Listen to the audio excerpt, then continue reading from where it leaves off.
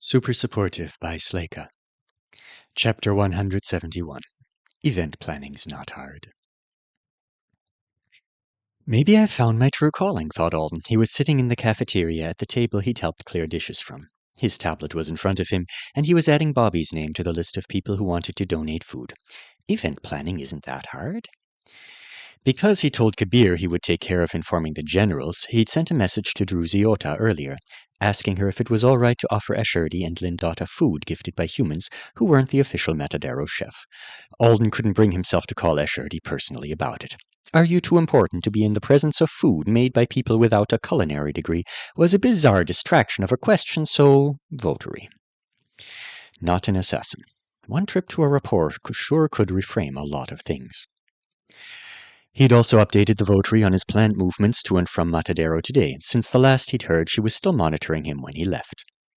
Druziota, with her typical brevity, had thanked him and told him that the dishes presented at the day's second meal were not something the knights considered at length.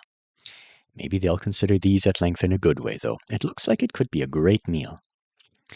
He sent a text to Haoyu telling him to expect his personal trainer to show up at the dorm bearing a cucumber salad. Alden had been sending most of the Apex residents there to drop off their donations. The hardest part of each phone call was the beginning, when he covered why and how he'd ended up at Matadero planning a Thanksgiving dinner. But he'd mastered it now. The trick was to say, it's not really Matadero, only the cafeteria at Matadero. And everyone seemed to be willing to let it slide, even if they were still confused. People are so helpful, he said, admiring some of the first entries on the list. Natalie, magic turkey. Jean Demirs, stuffed peppers. Molly, blackberry cobbler. Gustavo, feijoada. Gretchen, shortbread bars. And Kabir had just scored them a small flock of Peking ducks from a friend's restaurant. The entree table will look good with those in a circle around the turkey, said Alden. Kabir nodded absently. He was muttering and counting on his fingers. I think we have plenty now. It's a good mix of main courses and sweets, he said when he finished. For pickups, I've told people in F to take their dishes to the TC for the batch teleport that's scheduled for 7:45 p.m., Alden said promptly. I'll be picking up the Apex food and the turkey around then, too. And I've eaten dinner with my friends. I'll be back here all in time. Just a second, someone's calling. He looked at the name. Jeffy? What does he want? Hey, Jeffy, he said as soon as the Aqua Brutes image appeared, floating in front of his eyes. Do Artonans like jalapeno or maple smoke better? Jeffy was standing in the Apex Ride shop, besides one of the impulse item bins, holding up 2 bags of beef jerky. Huh? Alden stared at him.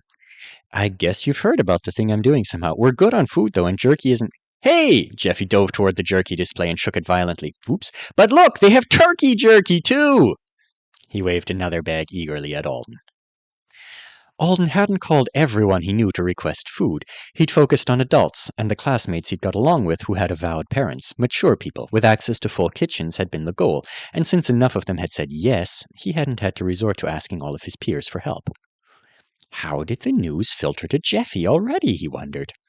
No reason to reject him when he looked so excited, though. Alden could just leave the turkey in the kitchen instead of putting it on the feast table. Some wizards looking for snacks might find it later and appreciate it.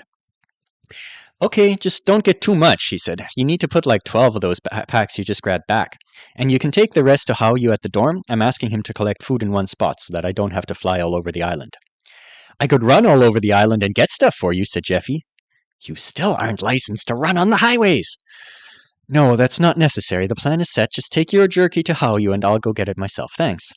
Jeffy nodded. I'll see you there. I need to ask you about talent selection.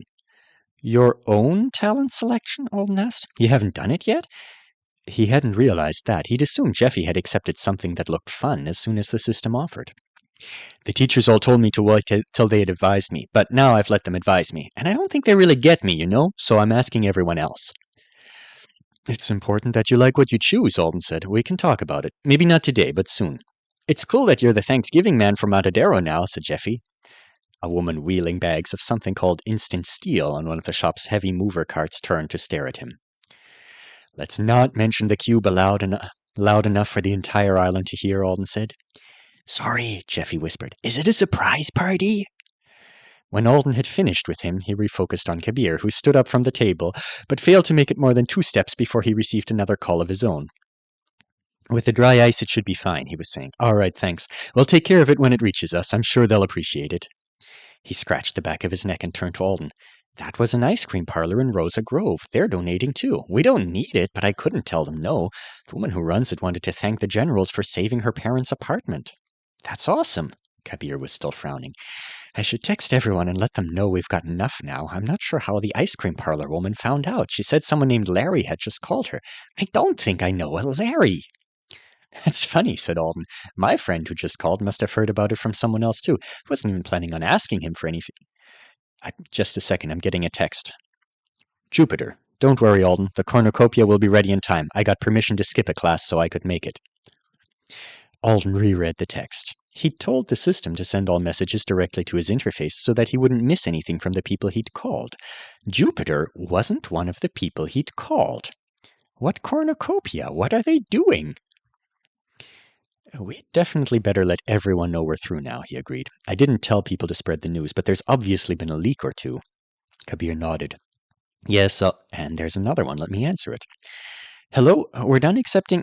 Sushi probably would be refreshing, but we have plenty to feed the wizards already. Yes, I understand. Someone named Korev Alm? He sighed. If I see them, I'll tell him you sent it. Yes, take it to the TC... Oh, you already know that. How?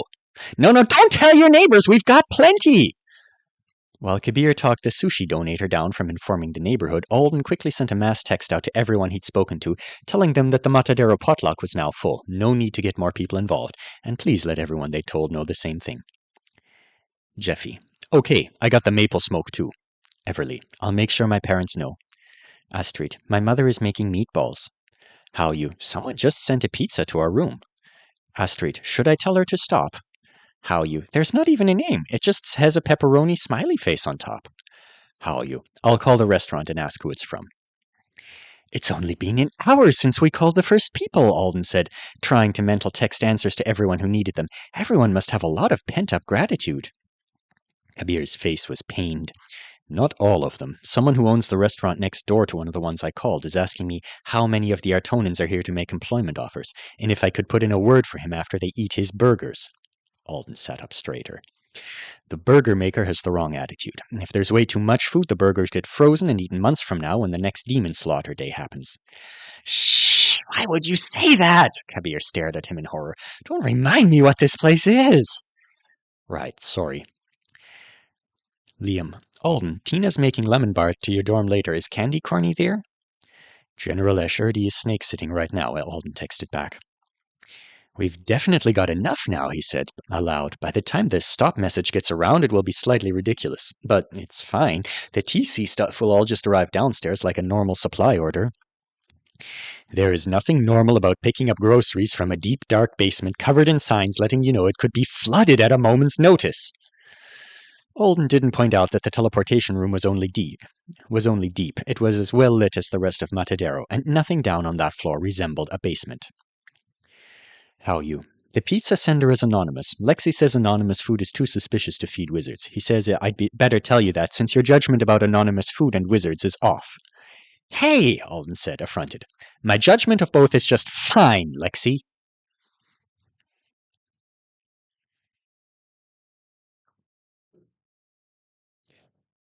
When 10 minutes had called with no more calls or texts from his half of the potluck volunteers, Alden left Kabir arguing with someone who was insisting that the Artonans needed a cheese course. He went to the kitchen to find out if they had the ingredients for the dish he hoped to contribute to his dinner as well as Natalie's. He searched through the fridges and freezers. Corn, peppers, no lima beans. Can I just use canned beans of some kind? In the storeroom, he stared at the jumbo cans. Some of them were new and familiar, but most of them had black labeling in multiple languages with no brand names. They were stacked on shelves made of stone that glowed a little when Alden touched them. I hope they didn't can all of this in the 60s and just leave it here, but it sure looks like they might have canned all of this in the 60s and left it here. Maybe I shouldn't bother cooking after all. Everyone else's dish is going to be better, and I want to take my time and make it exactly right the first time I try it. On the other hand, didn't taking a person's turkey obligate you to add food to their table even more? He checked the time on his interface. Natalie's dinner was starting at 6:30 p.m. and continuing until everyone left. Alden didn't even have to show up on the dot, and the recipe was only supposed to take 45 minutes, according to his grandmother's note at the top. Connie's cooking from the family cookbook. He didn't know why the thought kept crossing his mind. The angry lost feeling from a few days ago was gone, mostly. I just want to do it, I guess. A little family thing for the family day. Nothing wrong with that. Druziota was fine with him leaving the cube. Grocery shopping would take a while, but if he flew fast... Oh, I could do that. System call Dragon Rabbit. A near instant pickup, voice only, of course. Alden, this is Dragon Rabbit. You need things, I get them for you. The familiar greeting had Alden grinning at a can of probably ancient evaporated milk. Dragon Rabbit, I'm glad you survived all of this stuff. Can you deliver fresh lima beans to the ocean? There was a pause. You want me to throw them in?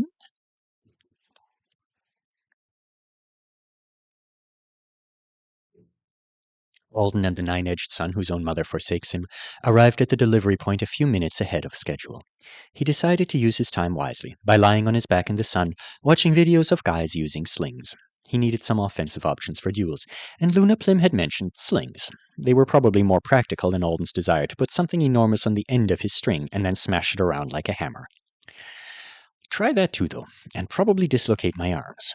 The man on the current video, a hobbyist who studied historical weaponry, launched a small rock toward a milk jug and missed for the 15th time. It was obviously hard to aim, and it became even harder to aim when your sling was longer. But Alden wouldn't actually have to deal with that problem to the same degree, especially if he was imagining his projectile and his sling rope as a single object. I should be able to spin it, then preserve it in a couple of different ways, even before the start of a fight. Then I launch the rock or temper sphere when the attacker is close. I'm sure I won't miss. Practice would be necessary, and he was sure there would be some wrinkles, but he should at least be able to learn from it. More importantly, if he practiced offense instead of defense versus heavy hitters like Marcia, he wouldn't exhaust his skill even if he lost the battle. He'd be able to keep on going for the next one. I'll start trying it out on people I can't possibly defend against, he decided. I still think my plan yesterday might have worked on Reinhardt, though. Dragon Rabbit's delivery drone arrived right on time. It was a large green one with a crown of propellers overhead, and fangs painted on its bulbous nose. Alden stood up to greet it and gave it plenty of room to drop the soft-sided cooler bag it was carrying. But it kept circling overhead, propellers buzzing, apparently bewildered by the nonagon. Right here, dude, said Alden, pointing at the nonagon's surface. No, not like that! Don't go under me! He spun the driving ring on his finger and flew a few feet higher. Come here, put the delivery on this, on top of this. The drone flew up again and hovered. Its lights flashed. Please clear the deck of your ship for delivery. It had a voice that Alden thought was supposed to be sultry? Of all the choices. The deck is clear. To get it any clearer, I'd have to jump off. He thought he was lucky not to have a brand new case of thalassophobia after what had happened, but he still didn't feel like going for a cold swim. Please clear the deck. I want to deliver your parcel, the drone said. If someone were here to entrust me with you, I'd... System call Dragon Rabbit again. Another instant pickup. Something wrong with your vegetables? They're being held captive by a drone with a weird voice. I can fix that. A minute later, the drone had been remote piloted into position. It lowered the cooler onto the nonagon across from Alden, along with a surprise T-shirt in a plastic bag. As it flew away, Alden examined his repeat customer reward. The bunny-eared dragon, lounging on its mound of luxury goods, was cute as far as advertising went, but he couldn't help wondering how much mental effort Stewart would expend trying to interpret the shirt if he ever saw Alden wearing it. He opened the cooler and found the lima beans with ice packs, plus the specified variety of onions his grandmother had recommended, and a smoked spice blend that was supposed to be a good substitute for the bacon flavor. He smiled. I get to eat something my mom probably ate with almost all the right stuff in it. He was still feeling pleased with how well his day was going by the time he made it back to the kitchen. Kabir was absent, but the radio station the chef liked was turned up again, and he dug out white tablecloths from somewhere. Matadero really does have almost everything if you look hard enough. Couldn't expect people to fight and then eat at a naked table. Alden found an appropriately sized pot, figured out the stove, and congratulated himself on starting the water boiling process without any mishaps. He read the recipe again. Measure everything in advance, he decided. No mistakes. He was looking through drawers and in cabinets trying to find the measuring spoons when Kabir returned, carrying an impressive tower of coolers and boxes. One giant takeout bag started to slide as he came to the kitchen, and Alden jumped toward him to grab it. What's all this? He asked. It wasn't time for the TC to send over a delivery yet. Once Alden set down the bag and grabbed a box full of aluminum pans covered in foil from the next level of the tower, Kabir's face was revealed. He looked worried. Slowly, he said, "We may have misjudged some things." "What do you mean?" "The TC called," said Kabir. "They want to know if it was all right to send the food that had already arrived, since they were worried about the staff at the teleshipping area getting overwhelmed with packages." "Must be a busy day," said Alden. Kabir grimaced at him. "I think they were saying that we are the busy day."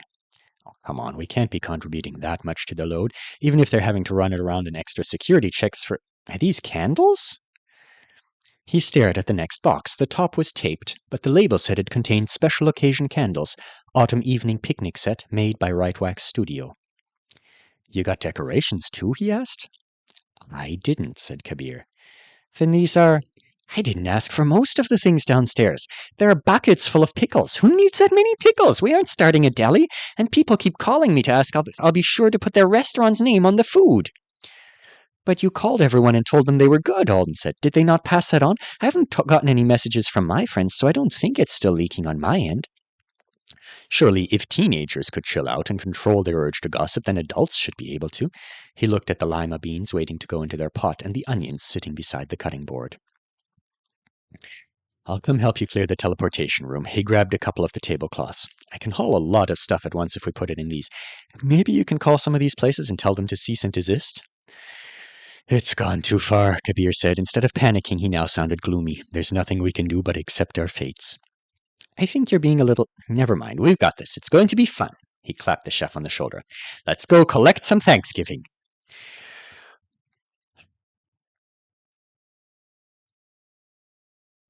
"We don't got this," Alden thought a few minutes later, blinking in mute fascination at the room full of donations. "We don't got this. Too much Thanksgiving. Abort." The Matadero teleportation chamber smelled like 20 kinds of takeout, and it looked like a post office had crashed into a food court. He waded through it all, trying to breathe down the growing nervous worry that he might have screwed up somehow. "I mean, it's food." His eyes landed on stacks of plates that looked like they might be hand-painted. "It's mostly food. Food can always be eaten later." "Are those French fries? That bag says French fry try. French fries are gross leftover. Why would anyone..." No, it's fine. All we have to do is take all of this upstairs and sort it. And you need to make sure it stops coming. And I will call my friends and make sure nothing weird is going on over there. We can handle 20 gallons of pickles. I have been mistaken for a pickle expert in the past. Long story. Let's do this." He spun around to give Kabir a high five of solidarity. He ended up standing there with his hand lifted awkwardly.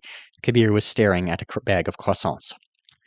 "Let's do this," Alden said again. "We've got hours still. Teamwork." He started making a clear spot on the floor to spread out his tablecloths. "No problem, no sweat. Gratitude is great. And the fish can have the French fries." "The wizards are going to be really surprised when they see everything," he said. "What if they're surprised in a bad way?" "They're going to be really surprised in a good way." Arguing with my own inner voice is healthy. "Don't you think you're overloading the tablecloth?" Kabir asked, finally pulling himself away from contemplating the bakery bag. "I don't know if shoving everything into a tablecloth sack will actually make it easier." "Trust me, carrying things is my thing. I can empty this room in 2 trips if I stack things right and put my mind to it." 4 trips later, he was crammed into the elevator with the last of it. Kabir had been left upstairs to unpackage and sort. Alden had a giant tablecloth sack gripped in both hands in front of him.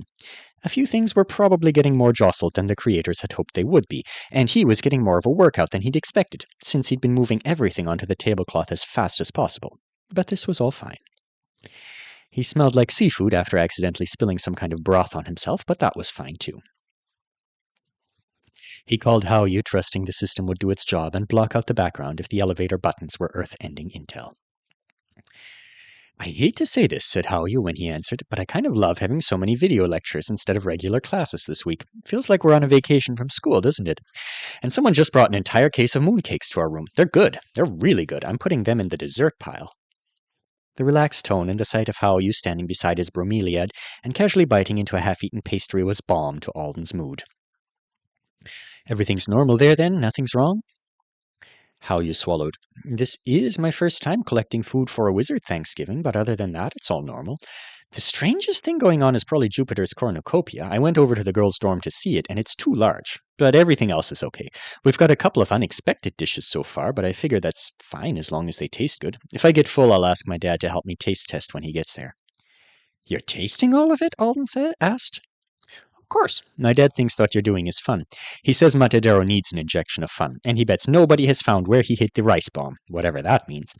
But then he said that if we're served subpar food, maybe the wizards would let Anesidora get submerged next time. And I know he was joking, but I started thinking about you getting in trouble for serving subpar food. So I'm tasting it for the good of the nation, and so that nothing bad happens to you.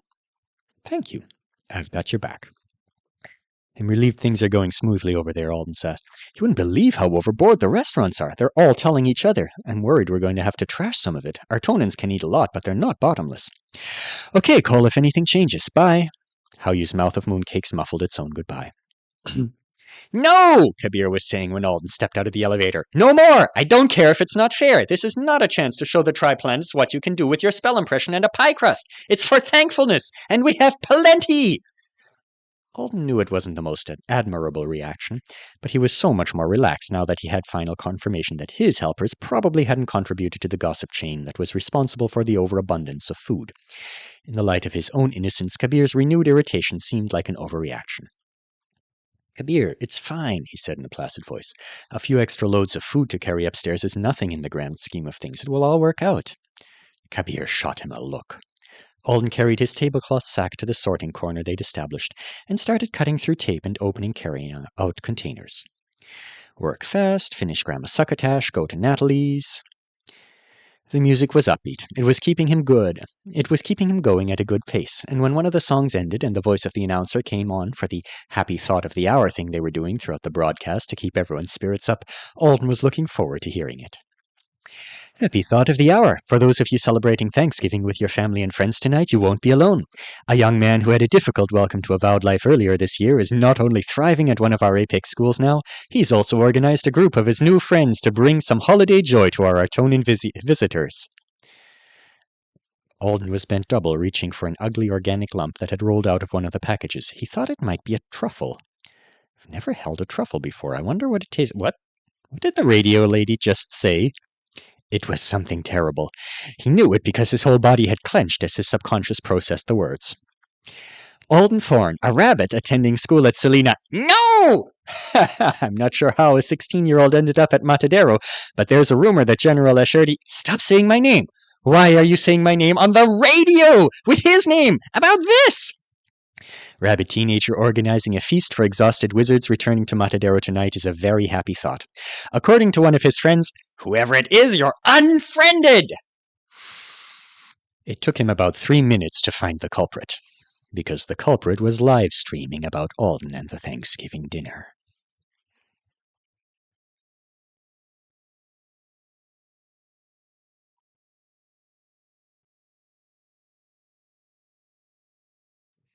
Byrne Mary Davis, named for her great-grandma Mary, and Byrne Afor, the wizard who her parents admired for founding the passenger pigeon de-extinction program, was sitting at her desk eating a candy bar. The limited edition box it had come in featured Carousel, New York's homegrown hero, looking dazzling in his winter 2040 costume. Byrne Mary's social studies homework lay untouched on the desk beside her while she stared at the handsome boy on her phone. Sun-kissed hair, a lightly mischievous smile, and he did the win-win wink exactly 3 times per live Q&A session to let everyone know which questions were his favorites. Some of your fans are switching over to Finlay, Win-Win, she thought. You must be so sad, but you just keep smiling for us. She was going to type that into the Heel Feather Club forum later. If a comment got more than 1,000 upvotes, Winston would autograph a photo for you. Byrne Mary had a soft spot for A ranks, so she'd keep boosting Winston's spirits as he inevitably faded into obscurity compared to the obvious superstars of the new classes at the big 3 hero programs. Some people focused all their affections on a single avowed, but Byrne Mary thought the best part about being kind of maybe a little bit famous herself in the super teen fandom world was following all the new kids together, the friendships, the scandals. They were the same age as the people she went to school with, but they were hotter, richer, and powerful, with a shadow of unknown futures hovering over them. Any one of them could be a star in the making, or they could die, or disappear. Sometimes you could even see love blossoming for them. The cool breeze on Constantine's face, she thought. It was always there when he needed it most, when he was walking back to his lonely room in Garden Hall after a hard day in the gym, one where he'd struggled to match the other S's in combat and suffered another string of humiliating defeats, that breeze came to him. Just when he was wondering if he should give up and return to the solace of ballet, as his jealous brother Alexei kept commanding him to do, he felt it again, so soft, so silky. The wind brushed over the hair at the back of his neck, almost like a kiss. Thank you, gentle breeze, Constantine thought, sighing woefully. You're the only one who cares about the most useless S-rank. In the dark shadows of the Magic Fizz building, Vandy watched over him, with her hands coaxing the wind to caress him, her beautiful eyes filled with a hopeless yearning. Durnbury slapped the desk. Yes, that's going up tonight. It's the next chapter in CNH Hearts. It's practically a prophecy. Vandy and Constantine were perfect for each other. Everly could have that new fire adjuster at Ligine. So naturally, I volunteered to help him out, Winston's voice said. Durnbury shook herself free of the ideal romance she was planning for Con, who should always go by his full name Stantine. She looked back at the phone. Super, Super's chat's going nuts. What did you do, Win-Win? Of course, the whole class is contributing, but it's an American holiday, so I can take a leadership role if they decide they need me to. I'll be making hot dogs.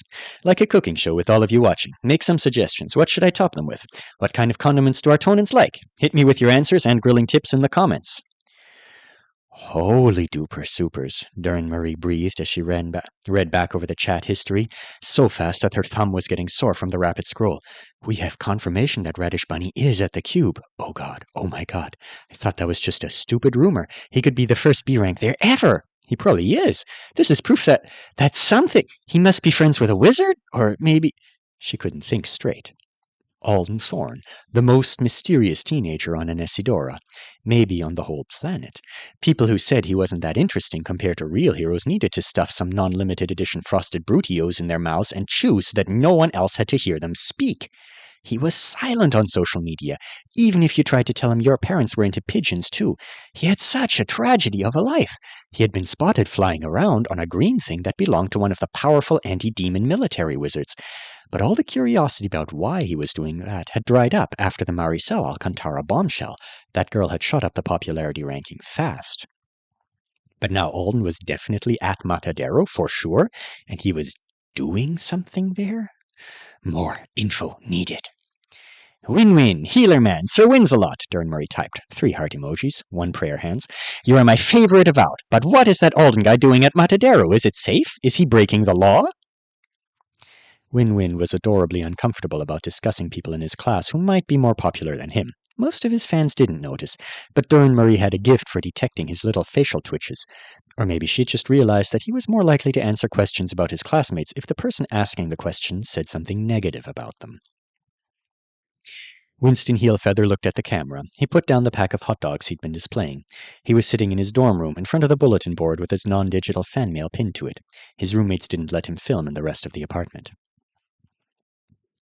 We've got a question from Feather's favorite nerd NYC that I feel like I have to answer. You guys know I always run, but never from the truth. He winked at the camera. Durnbury winked back at him. I'm positive Alden isn't doing anything illegal, said Winston. How could a rabbit break into Matadero when even a deadly organization like SAL couldn't? Now, he's just really, really close to the Artonans. He lived with them for months during that thing on the moon. Some people in our class are even saying the system rescued him from the span before them. Oh my gosh, by the way, you guys have to remember to visit the socials of all my classmates who suffered through that.